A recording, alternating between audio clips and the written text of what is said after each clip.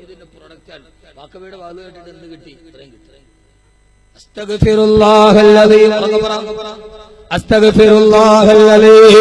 അല്ലാതെ 2.5 മണിക്കൂർ നിർത്താതെ നയാഗ്ര വെള്ളക്കാട്ടത്തിന്റെ അക്ഷരസ്ഫുടതയോടെ ആവർത്തന വിരസതയില്ലാതെ കൃത്യമായ ഭാഷാവിലോപത്തോടെ ഞാൻ പ്രസംഗിച്ചിട്ട് കാര്യമില്ല.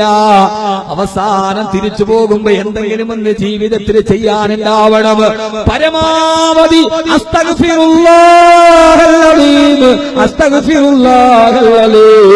എന്ന ദിക്ർ വർദ്ധിപ്പിക്കണേ. നിങ്ങളുടെ ആരോഗ്യത്തിൽ അല്ലാഹു ബറക്കത്ത് ചെയ്തു തരും. ഞാനല്ല ഖുർആൻ പറയുകയാ, അലിഫ് ലാം മീം ദാലികൽ കിതാബു ലാ റൈബ ഫീഹി. ഈ ഖുർആൻ എന്തെങ്കിലും ഒരു കാര്യം പറഞ്ഞാൽ ലാ റൈബ ഫീഹി, പിന്നെ അതിൽ സംശയമില്ല. നിങ്ങൾക്ക് ആർക്കെങ്കിലും കച്ചവടത്തിന് ബറക്കത്ത് ചെയ്യുന്നില്ലയോ? ഏത് കച്ചവടം ചെയ്തിട്ട് നെറ്റമാ, ഒന്ന് ചെയ്തിട്ട് ഗുണം പിടിക്കുന്നില്ല ഉസ്താദ്.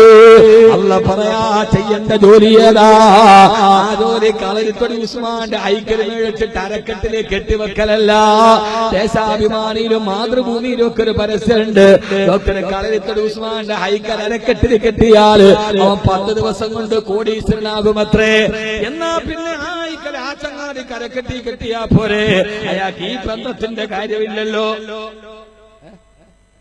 എന്റെ പ്രിയപ്പെട്ട സഹോദരങ്ങളെ, എന്റെ പ്രിയപ്പെട്ട സഹോദരങ്ങളെ, എത്രയോ സാത്വികന്മാരായ സയ്യിദന്മാരെ ഒരു വെള്ളമോടി മന്ത്രിച്ചിരുന്നാൽ കൂട്ടായി കടപ്പുറത്ത് കടലോരത്ത് മരുമീൻ വരുന്നില്ലെന്ന് പറഞ്ഞപ്പോ പാണക്കാട് പൂമരത്തെ തങ്ങൾ പോയി ഒരു ഉരുളച്ചോറ് കടലിലോട്ടിട്ടപ്പോ മീനുകൾ ആ ഉരുളച്ചോറിലേക്ക് പാഞ്ഞു വന്നിരുന്നുവെങ്കിൽ അതിൽ നിന്നൊക്കെ പുരോഗമനവാദത്തിന്റെ വാർദ്ധക്യം നമ്മുടെ മനസ്സിലേക്ക് ബാധിച്ചപ്പോ, വിശ്വാസങ്ങൾക്ക് ജീർണത ബാധിച്ചപ്പോ, എന്റെ പ്രിയപ്പെട്ട സഹോദരങ്ങളെ, ജീവിതത്തിൽ മിഥ്യാധാരണകളുടെ പുറകിലേക്ക് നമ്മൾ പോവുകയാണ്.